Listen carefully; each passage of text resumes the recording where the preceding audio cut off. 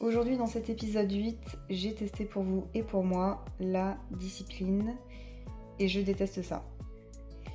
Et c'est bien embêtant quand on te répète qu'il n'y a rien sans discipline, pas d'évolution sans cette règle de conduite.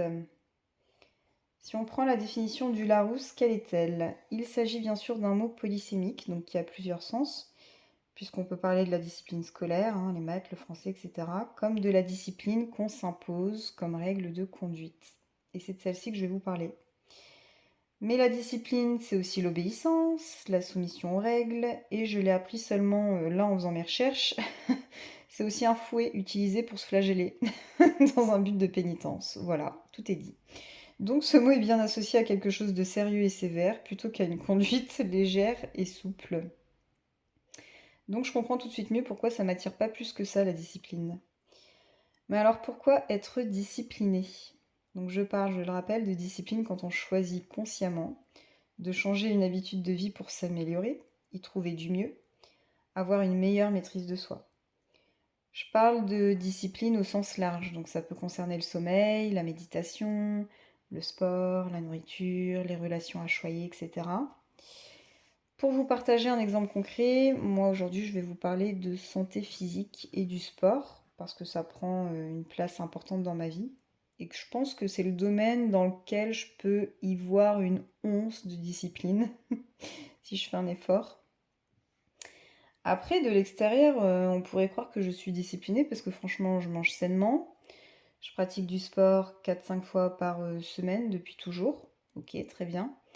Mais pour moi, en réalité, je trouve que c'est pas vraiment de la discipline parce que j'y vois aucune contrainte. Je ne le fais pas parce que je sais que c'est bien, mais parce que ça me fait du bien. Et c'est là toute la nuance. En revanche, donc il y a 6 mois, on s'est inscrit à un Irox avec un ami sur un coup de tête. Donc pour ceux qui connaissent pas, c'est une activité physique qui associe la course et des ateliers de force ou de cardio. En gros, on alterne 1 kilomètre de course, un atelier, 1 kilomètre de course, etc. Et ça fois 8. 8 ateliers en tout, entrecoupés de 1 kilomètre de course. Et on s'est donné 3 mois pour le préparer. Je me suis dit, ça va, je suis sportive, je sais que j'ai une base, je pratique le crossfit. Par contre, je déteste la course à pied.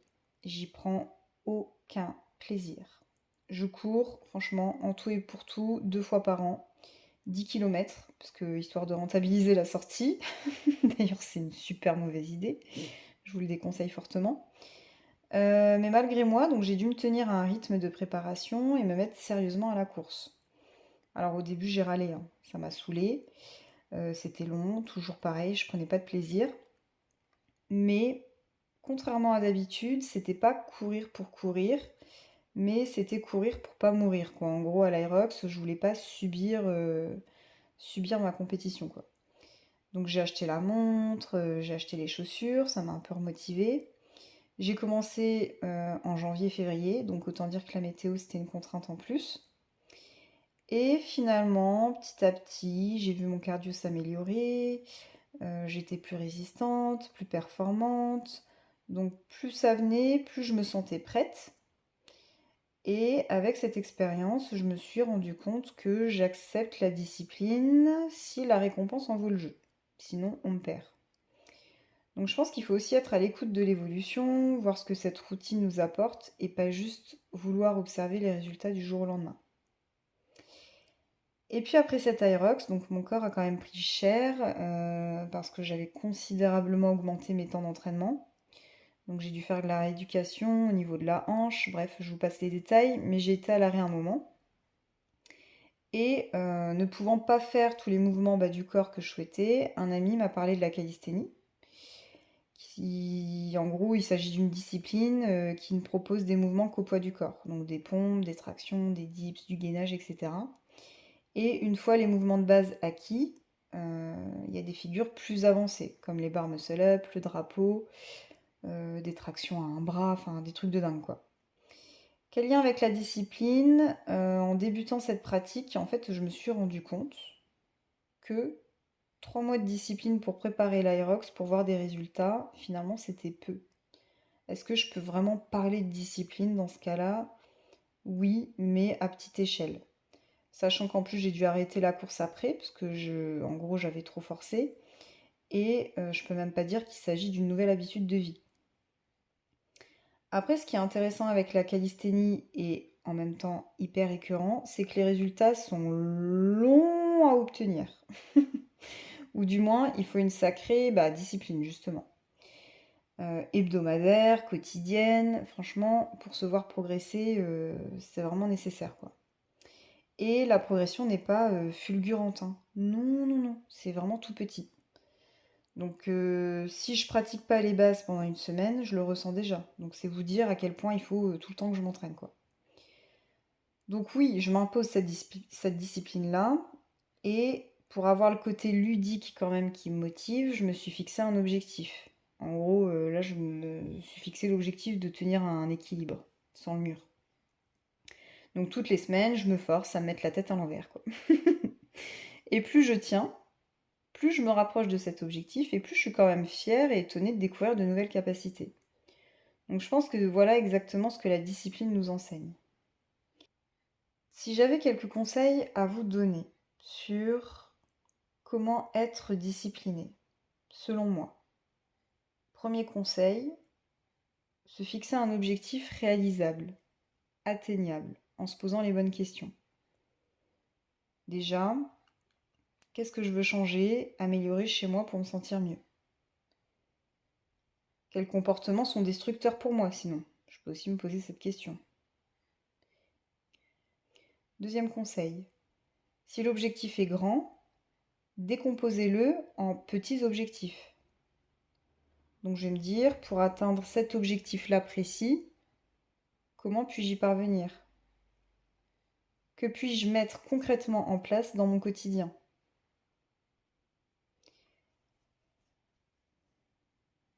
Troisième conseil, se donner les moyens pour réussir en étant réaliste.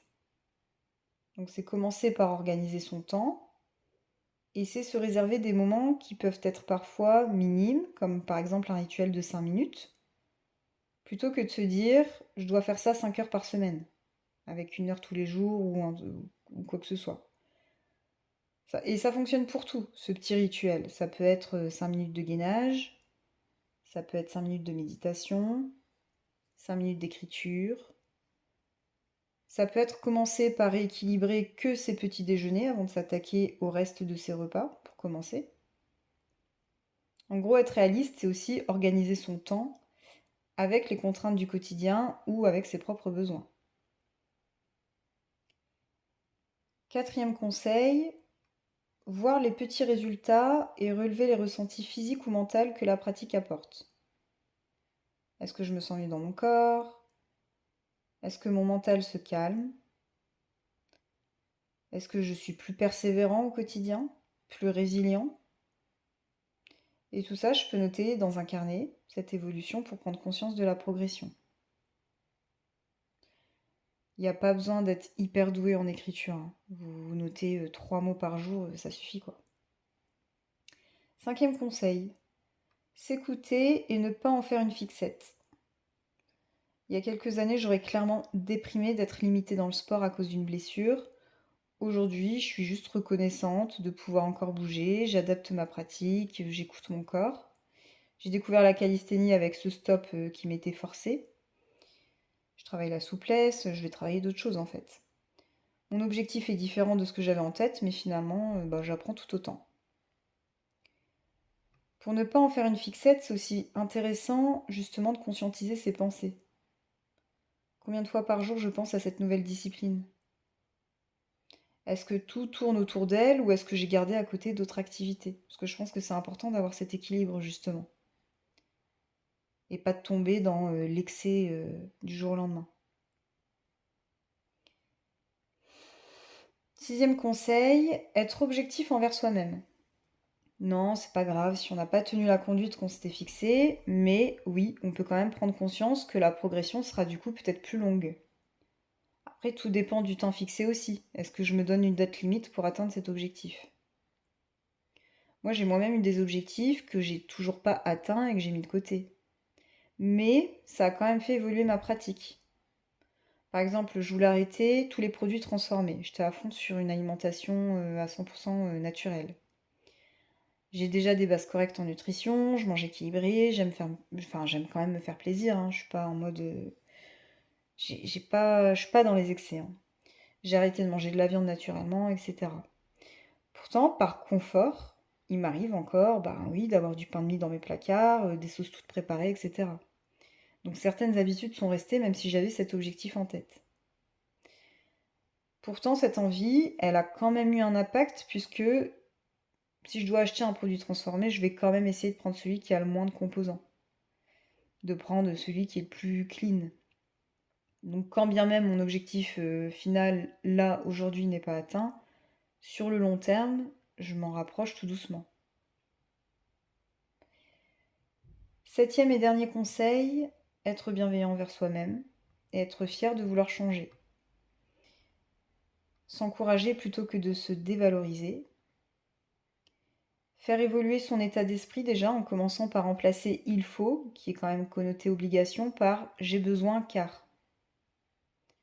J'ai besoin de faire ça car je me sens mieux dans mon corps, car ça m'apaise, car quand je le fais, je suis en meilleure forme, car j'arrive à me concentrer plus facilement, car ça me rapproche d'un rêve d'enfant, car ma créativité renaît, etc. En fait, ça peut être tellement de choses que... Voilà. On dit souvent qu'une habitude devient un automatisme au bout de 21 jours. Certains penchent plutôt pour 2 mois. Moi, je pense vraiment qu'il faut qu'on apprenne la patience et à faire confiance au processus de la discipline dans un monde où tout va très vite, tout le temps. Et c'est en observant le chemin parcouru, en atteignant des objectifs qu'on se pensait incapable d'atteindre, en se découvrant de nouvelles forces qu'on apprendra à apprécier réellement cette discipline. Voilà, j'espère que cet épisode vous a plu. N'hésitez pas à me partager les défis que vous vous êtes fixés et si vous êtes de nature une personne disciplinée ou non. Je vous dis à très vite et prenez soin de vous. Ciao!